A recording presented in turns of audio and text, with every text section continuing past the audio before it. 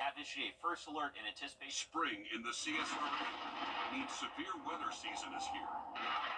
With fast-moving storms that can disrupt your whole day. Cloud to ground lightning, that's going to be... But you're good, because you watch WRDW First Alert Weather. We're all our counties here. And you get the first alert with forecasts where you live. All the sweeps are working. Whether it's sunny or severe, we get it right. And you get it first. WRDW First Alert Weather, on your side. No matter when your accident happens.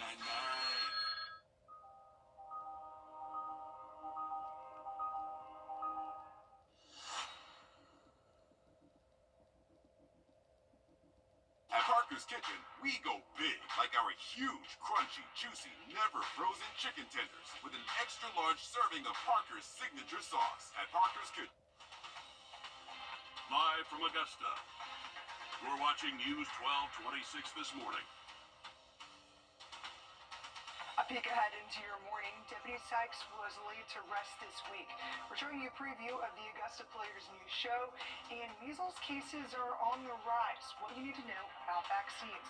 All that and more in just a moment, but first, here's a live look at Wheeler Road this morning as we're still waiting on that sun to come up. But good morning, I'm Audrey Dickerber. We're so glad that you're joining us this morning, and man, Chris, tomorrow's Mother's Day. We've kind of had some storms throughout these past few days. Is it going to be a nicer weekend? Unfortunately, the short answer to that is no. We're going to have a good bit of rain over the next few days, and today is one of those days. So let's take a look at your dog walk forecast this morning. Brought to you by a little Bella there, looking like she's ready for the rain. It'll be a warm forecast in just a bit.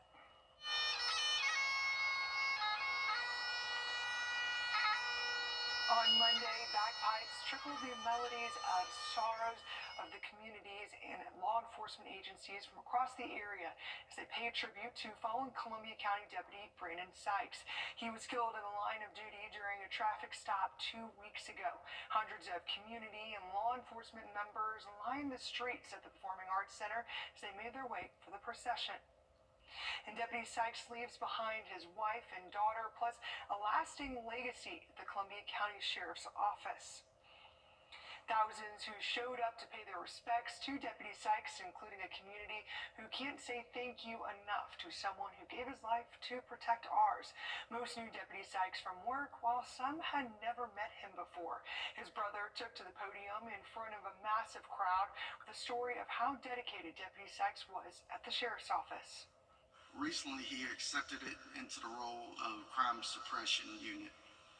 When I asked him why was he so excited about this position, he said, now instead of only writing tickets, I get to take bad people off the street and make the county safer.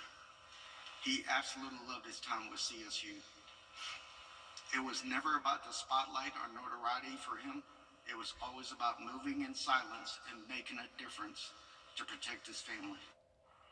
And throughout the day, we heard stories about how Deputy Sykes cared for his community. So to end his service, Pastor Kenny turned to the community to take a lesson from Deputy Sykes and be a community that cares.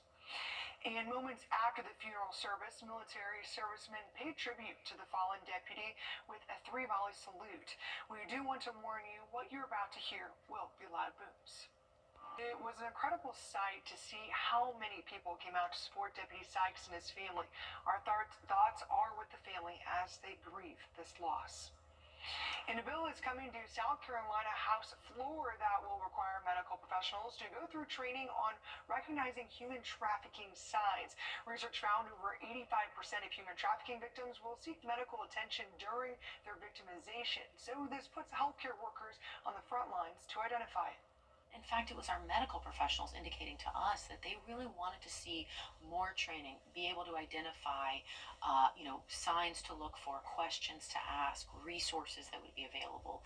And so this bill is really an example of us coming together with law enforcement, the medical profession, to make a really common sense small change that I hope will help us better identify these cases.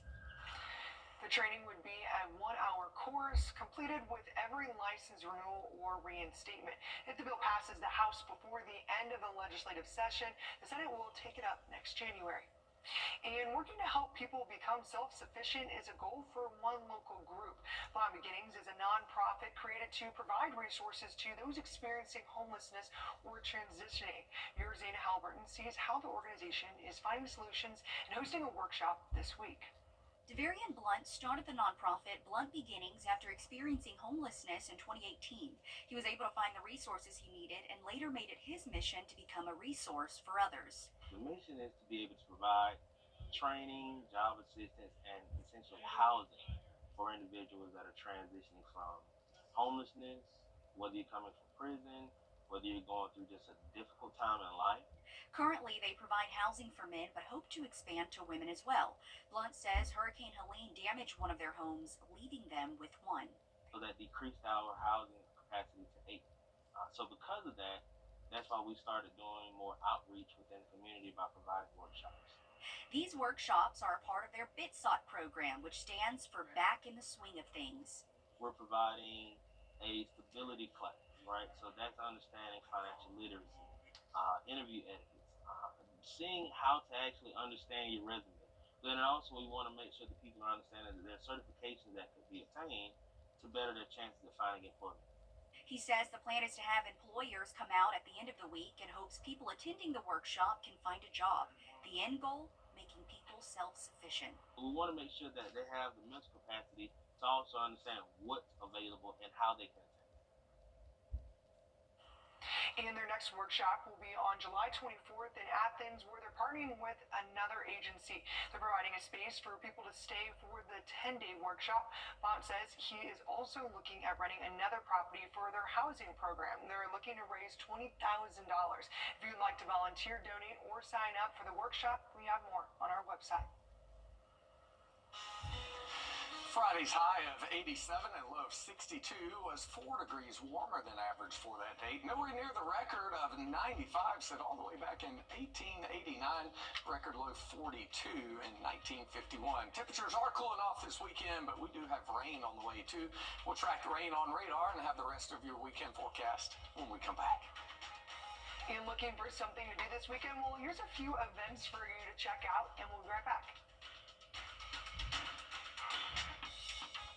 The Wilson family has been... Ask about Vraylar.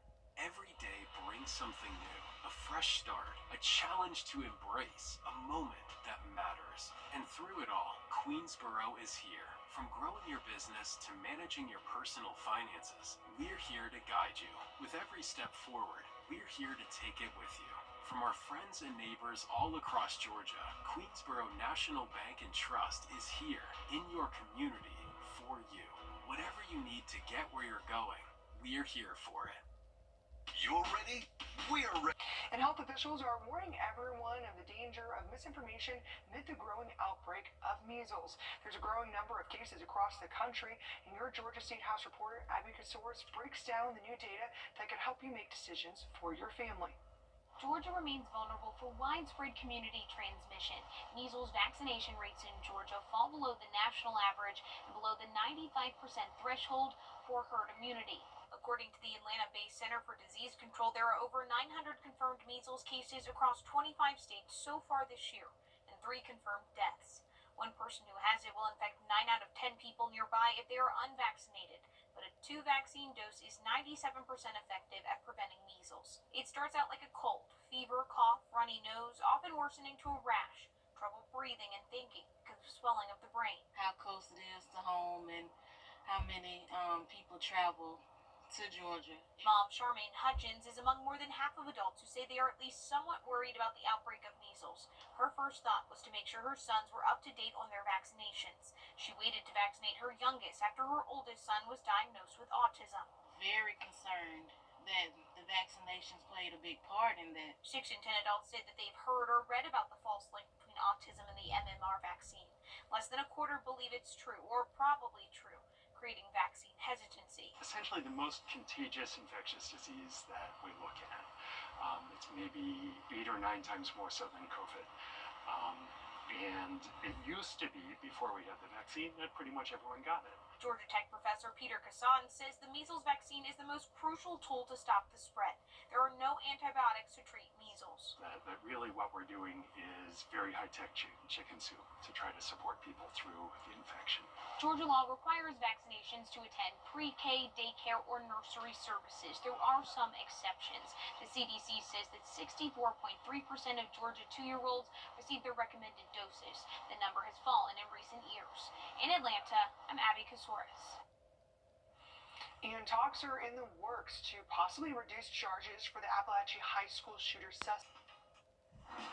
Summer's here, and with a new Toyota, you can go here, surf up, here, woo-hoo, and here. Lease a new 2025 Toyota Tacoma SR5 for $359 a month for 36 months with $36.58 due at signing. That's just $359 a month on the Toyota Tacoma. Your summer starts here and just keeps on going. Toyota, let's go places. Come and experience a community engaged in living out God's mission as we encourage and support one another to grow in faith and impact our world for Christ. We welcome you to join us this week on one of our campuses in Augusta, Belvedere, or Grovetown. You can also join us right here on WRDW News 12 at 11 a.m. for Warren A Way of Life. Visit us anytime online at warren.church for more information. We hope to see you this Sunday. The garage. Thanks, Chris. And on Thursday, a new pope was elected in the Vatican, and he is the first American pope. Here at home, we spoke with the Catholic priest about the selection of Pope Leo XIV. You're going to be met with a clergyman in Aiken about the events of the day and got his thoughts about this historic new leader. I spoke with Father Richard Wilson, the pastor of St. Mary Help of Christians in Aiken. He says he's pleased with the new pope, but definitely surprised by the choice as history is made today.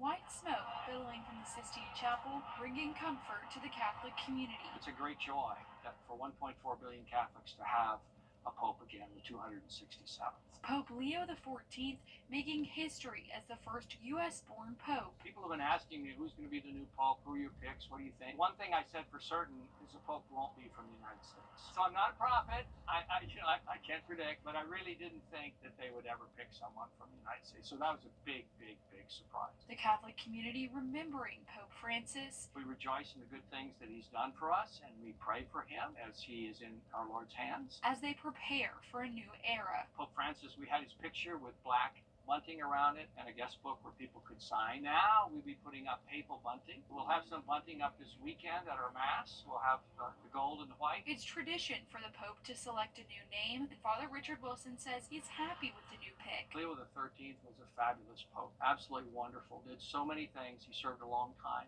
I haven't heard him express his reasons for choosing Leo XIV, but he's following an excellent Pope. Though he doesn't know him personally, he says he finds comfort in being able to connect with the new Pope. I also served in the army in Venezuela, and I was in Panama, and I've traveled to Peru. He spent over 10 years in Peru. So that connection that I have with him is very important. And prays for the future of the Catholic Church. Our hope and our prayer for all the popes is that he will confirm the faith of the brethren and that he will guard the deposit of faith received from our Lord Jesus Christ. Father Wilson is also from the Midwest, and he says their only uncertainty now. He's from Chicago. Is he a Cubs fan? Or is he a White Sox fan? I think I've heard he's a Cubs fan. And he says he remembers watching as Pope Francis was elected, something that he says was amazing to see. And even then, he says he was surprised at who he was and that he was from South America. So definitely even more shocked as Pope Leo takes his place. And Pope Leo's brother says he was a White Sox fan, but the new Pope himself has not commented about that. And it's graduation season, and a local teenager is making history at Aiken Technical College. When News 12 first introduced you to Megan Boland, she was already a high school graduate, received a scholarship, and was working towards an associate's degree at Aiken Tech. Her parents said they knew she was a fast learner at an early age, as she completed 2 grades every year starting from when she was 6 years old. Now, at the ripe age of 13, Megan has made history as the youngest graduate in Aiken Technical College history. And Megan graduated with honors, and her dream is to be an orthodontist. It feels unreal, honestly. Just yesterday, I remember starting my first classes. It feels like just yesterday I was just starting, and I don't know, it just still haven't processed it all yet. When I people my own age, I kind of realize it. Like, whoa! Like I'd be graduating. Well, not graduating. I would be 7th grade this year. And next she will study physics at Oregon State online and then studying at Lander in the fall. On your sideline. Welcome back. Well, this month, cities across the country are recognizing No Mow May. The goal is to encourage people to let their grass grow and flowers bloom to help attract pollinators. Some communities are encouraging homeowners to put away the lawnmowers for a month. Longer grass allows more flowers to bloom, which helps bees and other pollinators have access to food and nectar. Pollinators are integral into the reproduction of plants and just they are integral parts of the ecosystems that we're all a part of. So I'd recommend starting with making your lawn a friendlier place for pollinators. Other ways you can protect pollinators include mowing the lawn every 2 to 3 weeks and planting more native plants. Well, I don't have a yard myself, but I feel like if I did, I would, probably always be participating in No Mow May. If nothing else, it's an excellent excuse. Yeah, there you go. There's your excuse for the month of May. You don't have to mow the lawn. There you go. I have to fire my guy that comes in and kills my weeds and go plant some weeds. Yeah, there you go. There you go. Plant some clover in the yard. What a good idea. Let's take a look at your bird watching forecast today. We do have some rain in the forecast, so you'll have plenty of excuses not to cut the grass today or the next few days, frankly, because it's going to be very soggy. Temperatures today in the mid to upper 60s. Drop of rain there on our Grovetown camera as the rain begins to cover the area. So it is going to be a wet day at the lake today. Kind of a cool day as well. The average high is 84 degrees. Will be 69 for the high at Lake Thurman. About 72 tomorrow, but an 80% chance of rain. Northeast winds a little gusty at times, 8 to 13 today. And that water temperature now at 75. If you're traveling this weekend, there's a lot of rain you're going to encounter along I-20. So if it normally takes you 2.5 hours to get to Atlanta, it's going to take you at least 3 hours today with all the rain. Same thing if you're headed down to Savannah, Tybee Island, or Hilton Head. Definitely wet weather down that way. 68 currently in Savannah, 58 degrees in Greenville. Our road trip forecast for today, it'll be a rain-free day across the North Carolina mountains, at least in Asheville with a high near 70. A wet and stormy day in Tybee Island, 75 today. A little warmer tomorrow at 79. Around the country, a wet one in Boston, 100% chance of rain and 61. Dallas, Texas, not a bad day. They're high today at 78. Our forecast, the high 71, but there is that 80% chance of rain with periods of rain today, tonight, tomorrow, Monday, and probably Tuesday. There it is on your 7-day forecast. Temperatures get a little bit warmer each day, back to 80 degrees by Wednesday, into the 90s for the first time this season, Friday into next weekend. We're all out of time for this hour, but don't worry, we have a whole hour left. We'll be back with more weather and your latest news headlines. I have active psoriatic arthritis.